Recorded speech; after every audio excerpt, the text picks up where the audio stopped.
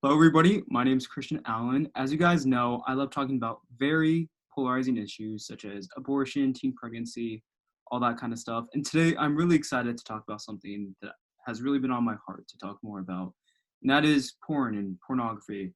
So, talking about that topic today, I have Steve Pokorny. He is the founder of Freedom Coaching, which is a one-on-one mentoring system designed to break the power of pornified images forever. And so he's actually here to promote his book as well, Redeemed Vision. So, Steve, go ahead and talk more about what your mission is and what you do. Sure. So, and thank you, Christian, for the opportunity to meet with you and to share with your audience. This is such a crucial issue. And if you just come from the Catholic perspective, this is just talking to lots of priests, and I've been doing this work called Freedom Coaching for since 2011. After being hooked for over 12 years, we see that this is the number one sin confessed in the confessional. But if you haven't been paying attention, how many homilies have you heard spoken about this, right? I think in my life I've heard 5. Okay, I'm actively looking for this. So as we'll get into our conversation today, this is causing a lot of havoc in many ways, but especially on the level of faith. Yeah, it's such a taboo topic to talk about, honestly, especially within church. And I think for most of the people that are watching this video, they clicked it because of the title. They see porn and they're like, what is this about? Because it's very nuanced, like you don't want to offend people and you don't want to shame people, but at the same time, you want to get people out of that sin. So why do you think porn is such a big deal? And why do you think people have such a hard time talking about it? Sure. So let's just start from one basic level. I mean, for people who watch pornography, how many of them watch porn with other people? Okay.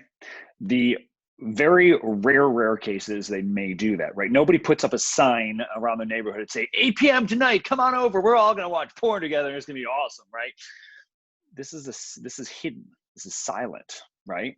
But we do know, just based on the stats of one of the world's biggest porn sites, which I won't name names on here, it is a huge issue. All right. What are some of those stats are, nearly 220,000 video views per second. There's 13 million video views an hour, over 316 million videos a day. Every minute, over 11,000 hours are being watched, and equates to nearly 665,000 hours of content being consumed every hour, and nearly 16 million hours being consumed every single day. And folks, that's one website. Okay, one website that I talked about, the stats there. Okay, and by the way, those stats are from a couple of years ago, and that's pre-pandemic, pre-house arrest that a lot of us got put on, right? Whether willingly or unwillingly. And so what this is doing is, what we're finding is, because it's so individualized, right? Our sexuality is meant to be lived as gift, and gift means it's for others.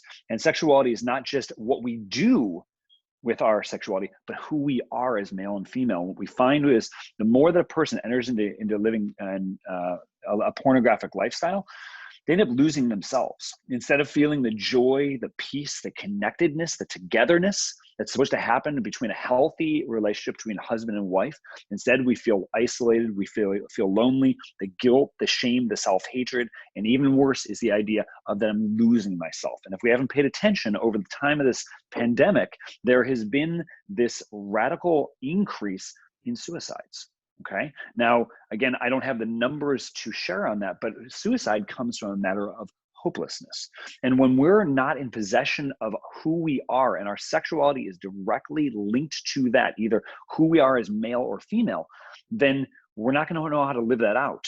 And if it's being pushed on in what we're doing in our private viewing time, then it's going to be very difficult to live the life that we're supposed to be. We're not going to know how to really be present, to actually have a face-to-face conversation, not just on Zoom, like we're doing right now in this conversation, but to, in real life, when I go out to the supermarket, I'm supposed to talk to somebody and actually have a conversation. We have these gags over our mouths now that are keeping us from actually having real conversations. So what I would say is the pornography on that language is kind of a gag to the heart, to the mind, and to our vision, and it's keeping us from being who we're supposed to be.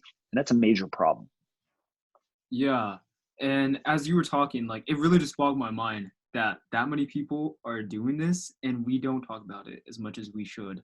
So that's what we're actually doing today. And especially because, there's so much attack on purity culture today. How people say, oh no, there's a big difference between your body and your soul. Like they don't go hand in hand, but yet they do, because what you do with your body impacts your soul.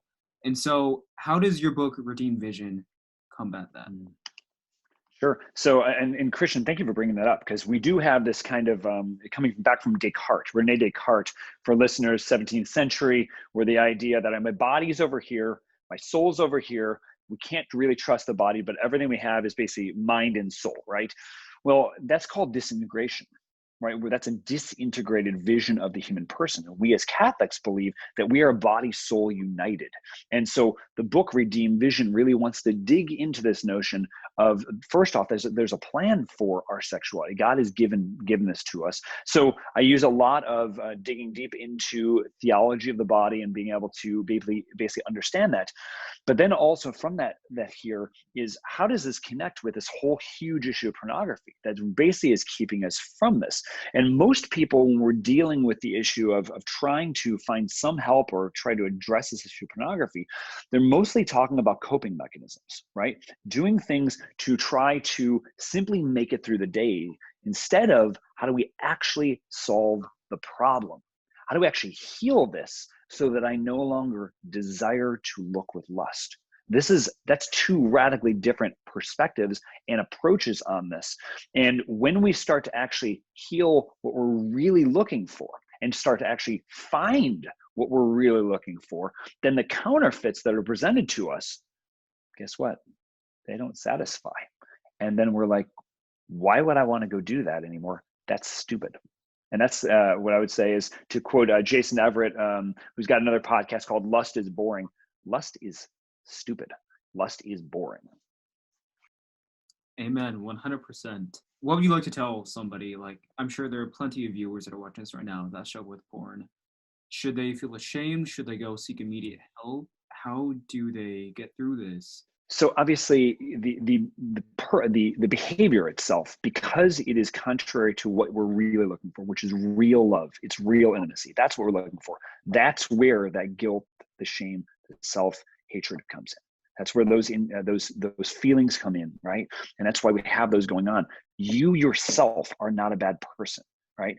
Maybe there's been things that you've done or things that have happened to you, right? We're living in a pornified world where this is everywhere. And this has been found in many cases. And then bring this into our own Catholic faith. I mean, because we're not talking about this, we're not having a catechesis on this, we're not being taught the truth about the body and sexuality in many corners, many of our families. How many of us have had healthy, open, honest conversations about human sexuality, and not just the talk, right? But these continual open conversations, right? And when we don't have that, well, guess what? And maybe, I don't know, maybe we go to Catholic school and we have one conversation or one semester of it. Well, guess what? That's like 1 hour every day, maybe for 4 months, right? Maybe, right? Well, how much in our movies, music, television shows, the stuff on the internet, are we told this, right? So the fact that you have never, and many of us, myself included, I was never educated on this stuff. This is how I fell into what we call the septic tank. I didn't know there was fresh water that could actually satisfy the deepest thirst of my life, right? And so what I want to say is, the church, as usual, has the answers to this. Why? Because the church is the bride of Christ. The church wants to bring you to Jesus Christ to show you where real intimacy here is. And what does Jesus Christ do? He comes to heal all wounds. He comes to make all things new. So wherever you are on this issue, maybe you're dealing with, maybe there's somebody in your household. I guarantee there's probably about 1,500 people in your school that are dealing with this crap. Okay, so it's time to start talking about it, start bringing this over. And if it's something that you yourself are dealing with, come get healed, because this is just part of your story. It's not the end of it. Yeah. A rebuttal to what you said that I hear so many of my friends say is, oh, well, God made me this way. God gave me my sexuality and he gave me these desires. How would you respond to that? Sure. God did make you male or female. God did create you to love. But the fact is, there's something called original sin that entered in, right? From the very moment of our creation, original sin gets in there to make it ugly. We, if we're Catholic, we've been baptized, we've been confirmed. So original sin is wiped out, but we still have this bloody thing called concupiscence, where our desires are all twisted up and mattered, right?